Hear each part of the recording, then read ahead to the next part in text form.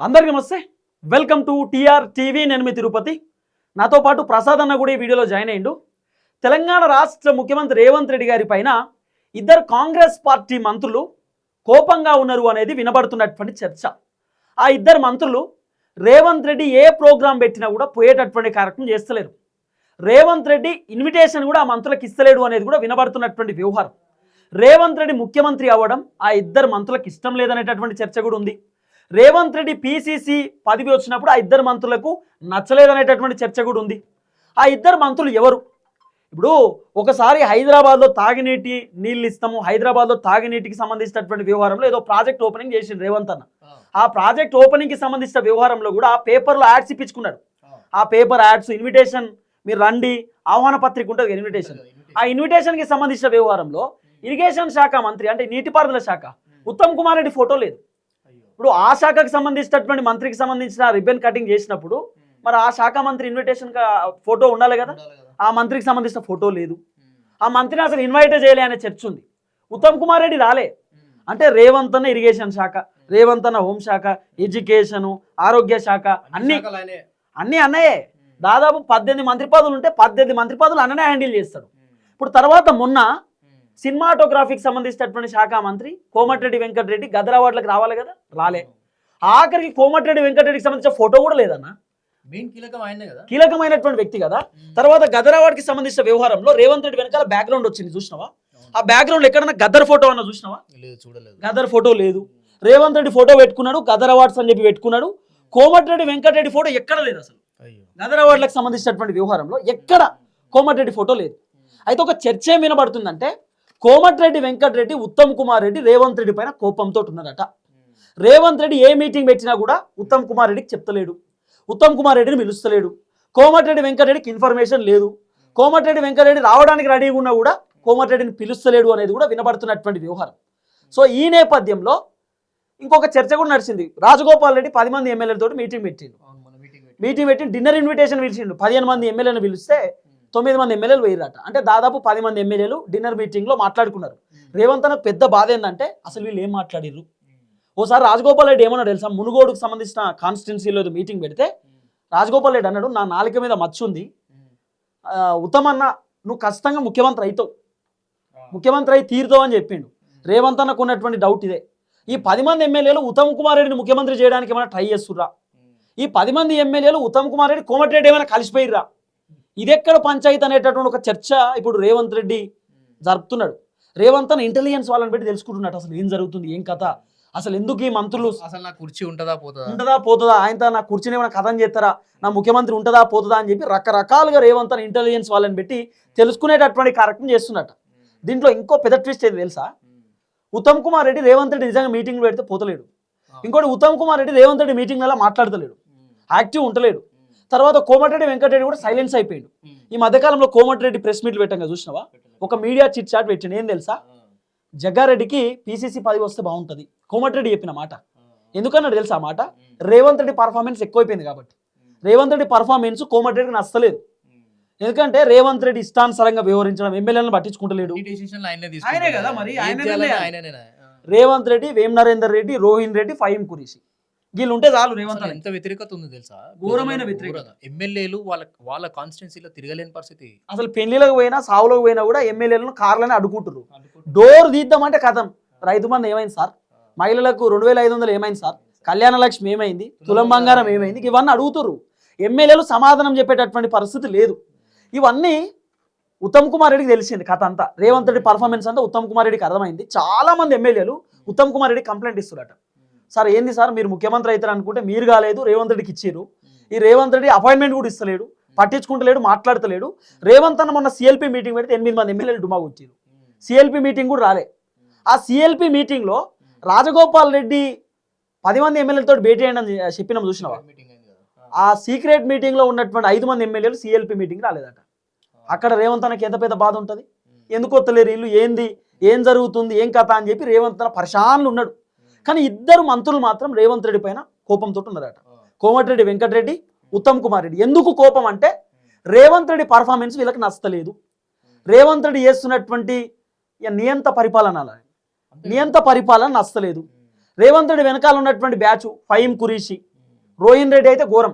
అసలు కోమటిరెడ్డికి నచ్చని పాయింట్ ఏంది చెప్పరా, మొన్న ఏదో పవన్ కళ్యాణ్కి సంబంధించిన సినిమా టికెట్లు లేకపోతే ఇంకేదో సినిమాకి సంబంధించిన టికెట్లు ధరలు పెంచారు. బాలకృష్ణ టికెట్లు అనుకోండి, బాలకృష్ణ సినిమా సంథింగ్ టికెట్లు పెంచితే ఆ టికెట్లు ఎట్లా పెంచిర్రు అంటే రోహిన్ రెడ్డి పేరు వినబడ్డది. ఆ డైరెక్టర్ చెప్పిండు కదా స్టేజ్ ఎక్కి, రోహిన్ రెడ్డి వల్లనే టికెట్లు ధరలు పెరిగినాయి, రోహిన్ రెడ్డి గారికి థ్యాంక్ యూ చెప్పాలంటే అక్కడ కోమటిరెడ్డి వెంకటరెడ్డికి నచ్చలేదు. సినిమాటోగ్రఫీ మంత్రి కోమటిరెడ్డి కదా, కానీ కోమటిరెడ్డి వెంకటరెడ్డిని పక్కన పెట్టి రోహిన్ రెడ్డి చేస్తుండు పెత్తనం అంతా. రోహిన్ రెడ్డి రేవంత్ రెడ్డికి అత్యంత సన్నిహితుడు, ముఖ్య అనుచరుడు, కీలకమైన వ్యక్తి.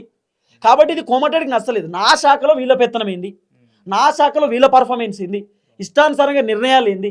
రేవంత్ రెడ్డి సినిమాటోగ్రఫీకి సంబంధించిన మంత్రి లెక్క రేవంత్ రెడ్డి కూర్చుంటాడు, సినిమా హీరోలతో మాట్లాడతాడు, దిల్ రాజుతో మాట్లాడతాడు, మీటింగ్లు పెడతాడు, అవార్డులు ఇస్తాడు, అన్నీనే.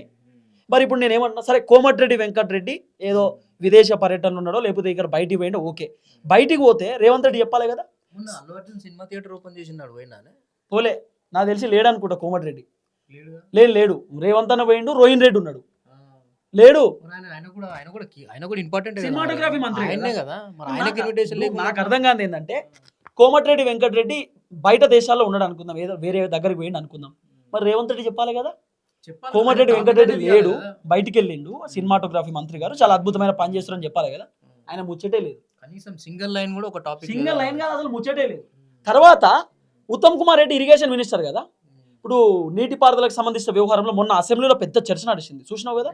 ఉత్తమ్ కుమార్ రెడ్డి లేచి ఏమన్నా మాట్లాడిందా నీటిపారుదల గురించి, కాళేశ్వరం ప్రాజెక్ట్ గురించో, జూరాల గురించో, లేకపోతే ఇంకా ప్రాజెక్ట్ గురించి ఏమన్నా మాట్లాడిందా?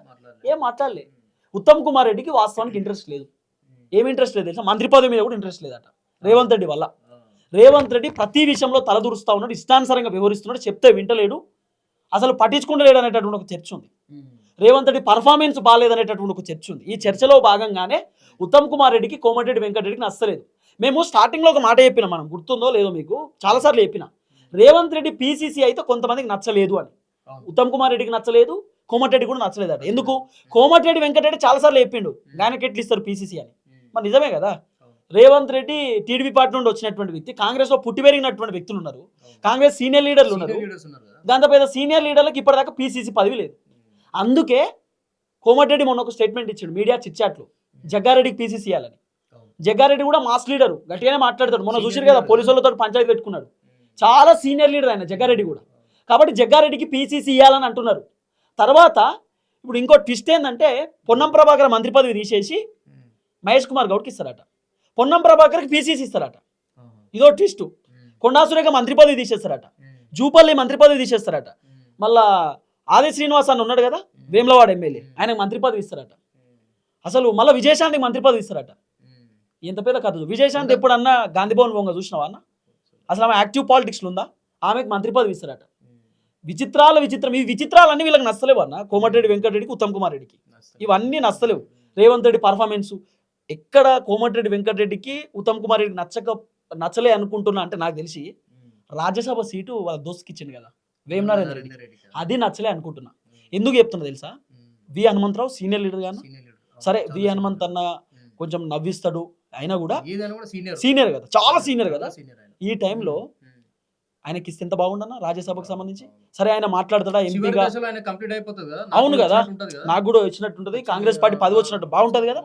మధు యాస్కి గౌడ్ చాలా సీనియర్ లీడర్ కదా, రాహుల్ గాంధీ క్లాస్మేట్ అట, చెప్తా ఉంటారు, సీనియర్ లీడర్ కదా. కాంగ్రెస్ రావడానికి అత్యంత కీలకంగా పనిచేసిన వ్యక్తి ఆయన మధు యాస్కి గౌడ్. కేటీఆర్ ని కవితను విమానంలో ఆయన తీసుకొచ్చిన టికెట్ ఆయనే వేసిందట తెలంగాణ ఉద్యమ సమయంలో. అంత కీలకమైన వ్యక్తి మధు యాస్కి గౌడ్. తర్వాత జీవన్ రెడ్డి, జగిత్యాల జీవన్ రెడ్డి, జగ్గారెడ్డి, వీళ్ళందరూ సీనియర్ లీడర్లు కదా. వీళ్ళకు రేవంత్ రెడ్డి పదవులు ఇస్తలేడు. ఇంకో ట్విస్ట్ ఏంది చెప్పనా, కాంగ్రెస్ పార్టీ మంత్రుల వెనకాల ఉంటారు కదా, మొన్న ఏదైతే మున్సిపల్ కార్పొరేషన్ ఎన్నికలు జరిగినాయి కదా, కాంగ్రెస్ పార్టీ మంత్రుల వెనకాల కొంతమంది లీడర్లు తిరుగుతారు కానీ వాళ్ళు మాకు పార్టీ టికెట్లు రావాలని అనుకుంటారు కదా, వాళ్ళకి టికెట్లు ఇవ్వలేదు రేవంత్ రెడ్డి, ఇవ్వలేదట. వేరే వాళ్ళకు ఇష్టానుసారంగా టికెట్లు ఇచ్చే కార్యక్రమం చేసిండు. పదవులు కూడా నామినేషన్ పదవులు ఉన్నాయి కదా, నామినేటెడ్ పదవులైనా కార్పొరేషన్ చైర్మన్ పదవులు ఉన్నాయి కదా, అవి కూడా రేవంత్ రెడ్డిని పోడేవాళ్ళు జాకివేటి లేపుతారు చూడు, మా అన్న అంటారు, వాళ్ళకే ఇచ్చారు పదవులు, మిగతా వాళ్ళకి ఇవ్వలే. ఇవన్నీ విషయాలలో కోమటిరెడ్డికి, ఉత్తమ్ కుమార్ రెడ్డికి నచ్చలేదు. వీళ్ళు అందుకే సైలెన్స్ అయిపోతున్నారు, వీళ్ళు ఏం మాట్లాడతలేరు, మీటింగ్లో కూడా అటెండ్ అవుతలేరు. ఇక రేవంత్ రెడ్డి కూడా లైట్ తీసుకున్నాడు, వీళ్ళు రానప్పుడు నేనేం చేయాలి, నా పని నేను చేసుకుంటా, ఆయనే రిబన్ కటింగ్లు చేస్తున్నాడు రేవంత్ అన్న. అన్ని హోలెన్స్ ఆయనే చేసుకుంటే మొత్తం నేనే బాస్, నేనే సీఎం, నేనే మంత్రి, అన్ని నేనే చేస్తా అని ఆయన పర్ఫార్మెన్స్ ఆయన ఉన్నాడు. ఇంకోటి ముఖ్యమంత్రి పదవి వచ్చినప్పుడు కూడా ఎందుకు ఉత్తమ్ కుమార్ రెడ్డి కోమటిరెడ్డి నచ్చలే అంటే రేవంత్ అన్నకి ఏం తెలుసు అన్న, ఇప్పుడు అడ్మినిస్ట్రేషన్ అడ్మినిస్ట్రేషన్ ఏం మంచిగుంది, జీరో మంచిగుందా, ఇప్పుడు మంచిగుందా, జీరో అడ్మినిస్ట్రేషన్ జీరో రేవంత్ అన్నది. ఇప్పుడు ఉత్తమ్ కుమార్ రెడ్డి అంటే ఆయన మంత్రిగా పనిచేసినటువంటి వ్యక్తి, కోమటిరెడ్డి వెంకటరెడ్డి మంత్రిగా పనిచేసి రాజీనామా చేసినటువంటి వ్యక్తి, బట్టి విక్రమార్క కూడా అనేక రకాలుగా పనిచేసిన వ్యక్తి. వీళ్ళందరూ సీనియర్ లీడర్లు. అసెంబ్లీలో బీఆర్ఎస్ పార్టీని చీల్చి చెండాడినప్పుడు బీఆర్ఎస్ పార్టీని ప్రశ్నించారు. అప్పుడు ఎన్టీఆర్ ఉన్నప్పుడు, లేకపోతే వైఎస్ రాజశేఖర రెడ్డి ఉన్నప్పుడు, చంద్రబాబు ఉన్నప్పుడు కూడా వీళ్ళు ఉన్నటువంటి వ్యక్తులు. ఆ పీరియడ్లో కూడా వీళ్ళు ఉన్నారు. అలాంటి సీనియర్ లీడర్లు వీళ్ళంతా. వీళ్ళకి తెలుసు అడ్మినిస్ట్రేషన్ ఎట్లా చేయాలి, పరిపాలన ఏం కథ అనేది వీళ్ళకి తెలుసు. కానీ వీళ్ళు పరిపాలన చేస్తుండే కూడా రేవంత్ అన్న పుల్లలు పెట్టుకుంటూ పోతున్నాడు. అది వీళ్ళకి నచ్చలేదు. రేవంత్ రెడ్డికి ఏం తెలుసు, ఆయనకి ఎట్లా ఇచ్చిన ముఖ్యమంత్రి పదవి అనేది చర్చ. అడ్మినిస్ట్రేషన్ ఎంత ఘోరంగా ఉందంటే ఏదైనా ఒక పనులు అవుతున్నాయి, అసలు ఏ పని లేవు.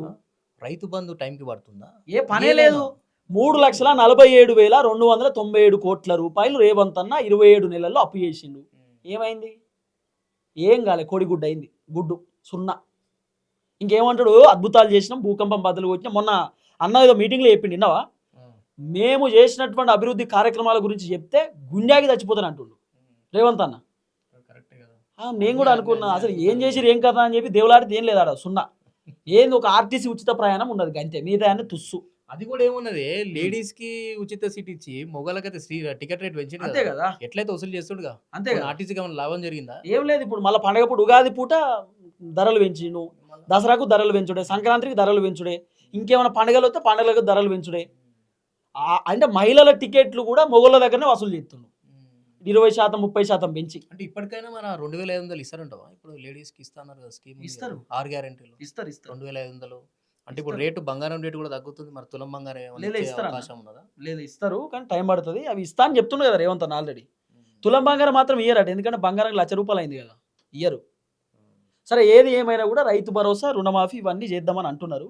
ఇవన్నీ తుస్పాటాకే కానీ చూద్దాం ఏం జరగబోతుందో. మొత్తానికైతే ఉత్తమ్ కుమార్ రెడ్డి, కోమటిరెడ్డి వెంకటరెడ్డి రేవంత్ రెడ్డి పైన కోపంతో ఉర్రాట.